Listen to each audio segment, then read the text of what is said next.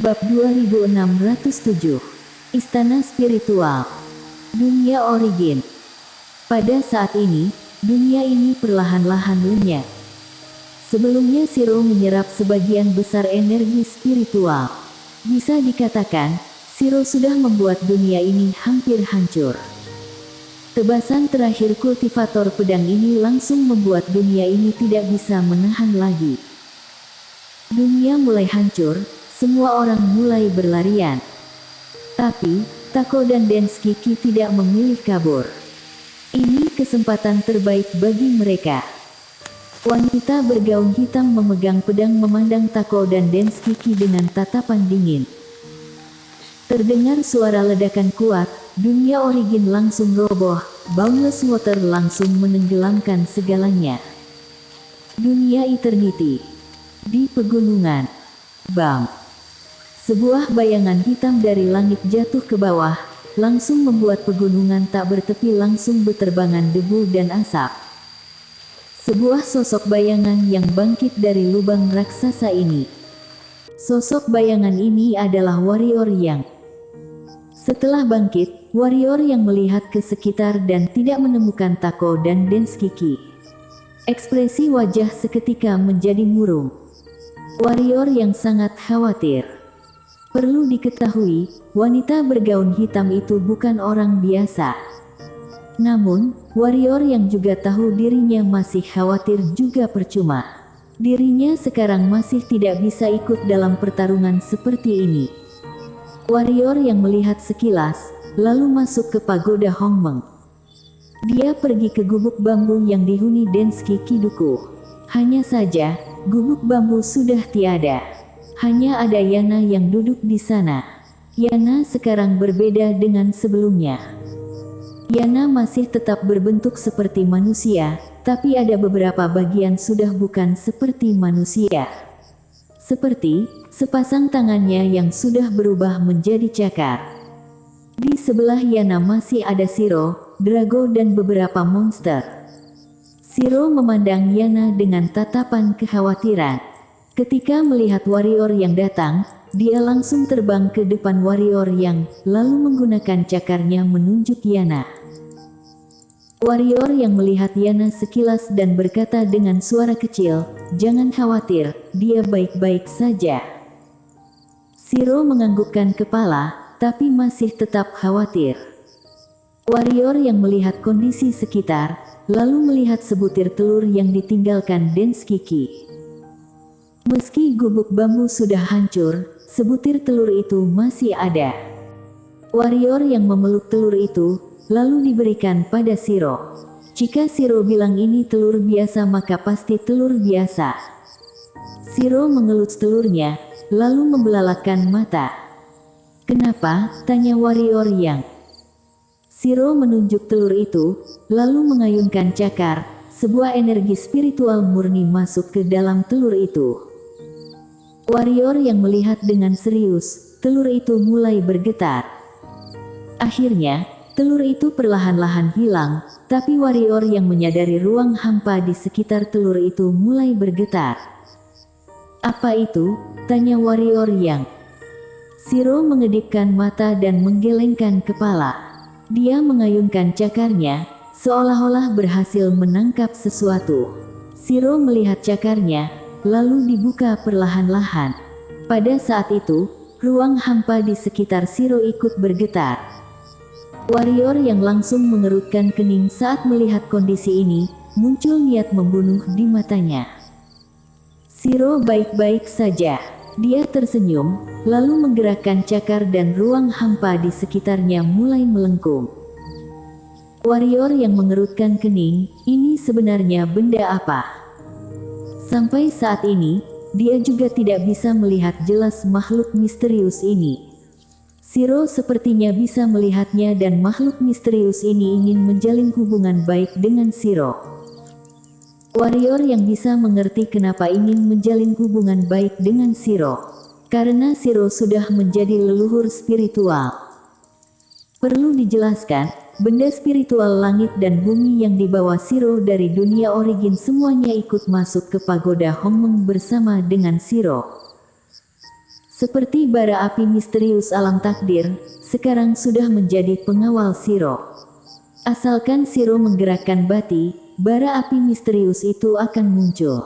Selain bara api misterius ini, masih ada banyak benda spiritual langit dan bumi lainnya, rata-rata alam takdir. Juga ada sebagian benda spiritual langit dan bumi yang sudah pergi, tapi sebagian besar memilih untuk tetap mengikuti Shiro. Ikut masuk ke dalam pagoda Hongmeng. Sekarang pagoda Hongmeng adalah dunia yang memiliki benda spiritual langit dan bumi terbanyak di dunia ini. Warrior yang pergi ke istana tempat keberadaan Irenean. Irenean sedang duduk bersila di dalam istana didampingi dengan sebuah tombak.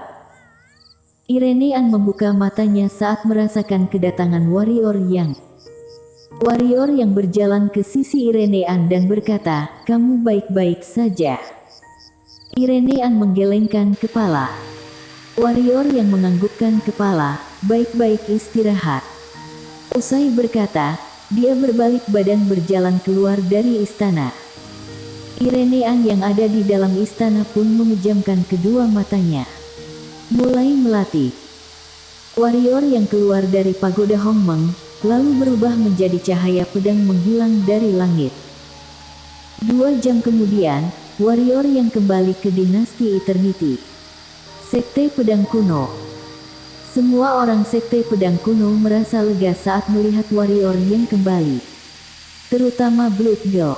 Saat warrior yang pergi, Blood Girl tahu dengan kehebatan warrior yang dia pasti bisa menyelesaikan semua masalah dan kembali dengan selamat. Di goa kediaman, warrior yang memanggil Lukman masuk ke pagoda Hongmeng, lalu membawa dia pergi ke depan Shiro dan berkata, "Shiro, tolong bantu obati dia." Pemulihan. Shiro mengedipkan mata, kemudian memandang ke arah Lukman dan menganggukkan kepala. Warrior yang mengelus kepada Shiro dan keluar dari pagoda Hongmeng. Sekarang dia masih ada banyak urusan yang harus diselesaikan. Di sebuah puncak gunung, Tetua Sue yang di belakang warrior yang bertanya, "Ketua, sebenarnya apa yang terjadi?" Warrior yang menggelengkan kepala, "Aku juga sangat susah untuk menjelaskannya padamu." Tetua Sue berkata dengan suara lembut, "Semua murid sangat khawatir denganmu." Warrior yang tersenyum melihat ke bagian bawah ada banyak murid Sekte Pedang Kuno yang giat belajar. Murid Sekte Pedang Kuno sekarang sudah lebih rajin dan giat berkali-kali lipat dari sebelumnya. Dia juga sangat puas melihat hasil kerja keras dari murid Sekte Pedang Kuno.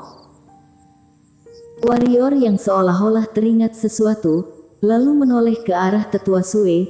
"Tetua Sue, kenapa ketua sekte pertama Sekte Pedang Kuno tidak tercatat dalam sejarah? Bagaimana dengan ketua kedua?" Dia tidak melupakan Jian Gu.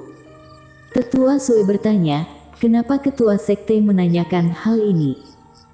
Warrior yang berkata dengan suara kecil, "Aku berjumpa dia di suatu tempat." Tetua Sue mengerutkan kening, "Aku ada sedikit kesan pada ketua kedua Sekte Pedang Kuno, tapi tidak tercatat banyak dalam catatan sejarah. Aku hanya tahu dia diusir keluar dari Sekte Pedang Kuno, alasan diusir aku tidak tahu. Perlukah aku pergi mencarinya?" Warrior yang menggelengkan kepala, "Tidak perlu, dia sudah mati." Pada saat ini, seorang tetua Sekte Pedang Kuno muncul di tempat mereka. Tetua itu memberi salam pada warrior yang, "Ketua, orang istana spiritual datang, ingin berjumpa dengan Anda." Istana spiritual. Warrior yang mengerutkan kening, "Pihak dari mana itu?" Tetua Sue yang di samping warrior yang berkata, "Sebuah pihak yang pernah didirikan oleh leluhur spiritual." Warrior yang langsung teringat sesuatu saat mendengar ini. Waktu itu leluhur spiritual menyuruh dia bersama Shiro datang ke dinasti Eternity kemudian pergi ke istana spiritual, dengan maksud meminta Shiro meneruskan istana spiritual ini.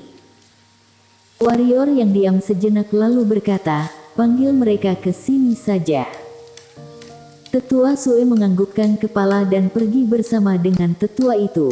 Beberapa saat kemudian, Tetua Sue membawa seorang gadis bergaun panjang tiba di belakang warrior yang. Gadis bergaun panjang ini memakai penutup wajah.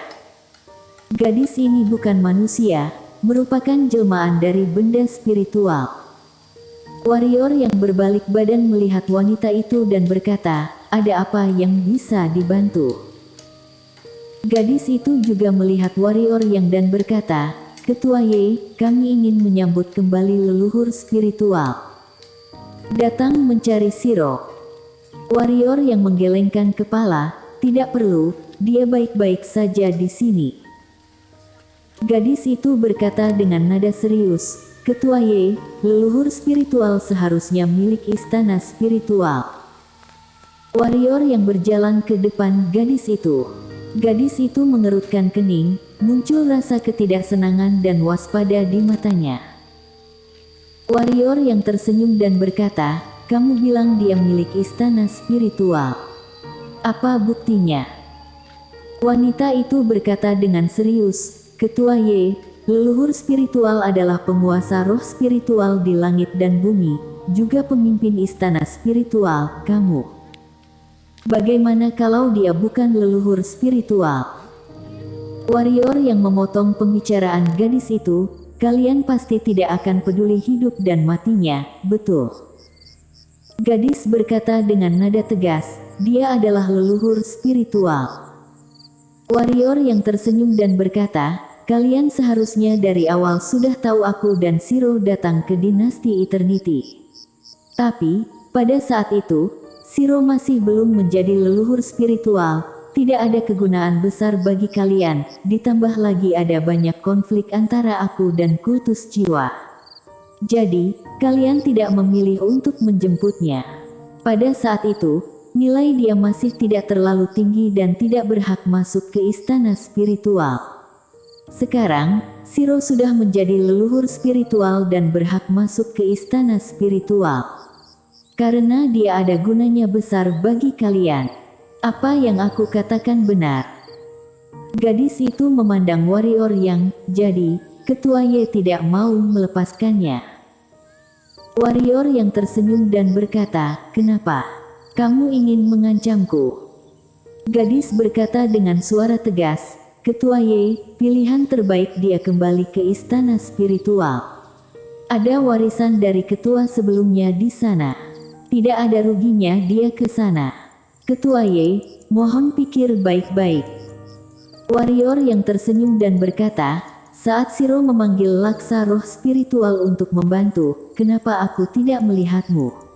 Atau kamu boleh memberitahuku, dari istana spiritual ada siapa yang datang membantu?" Gadis itu menyipitkan mata dan tidak berbicara. Warrior yang tersenyum berkata, "Aku tahu dunia memang seperti ini. Hidup susah tidak ada yang mau, saat hidup kaya sangat mudah. Sekarang aku memberitahu padamu juga istana spiritual.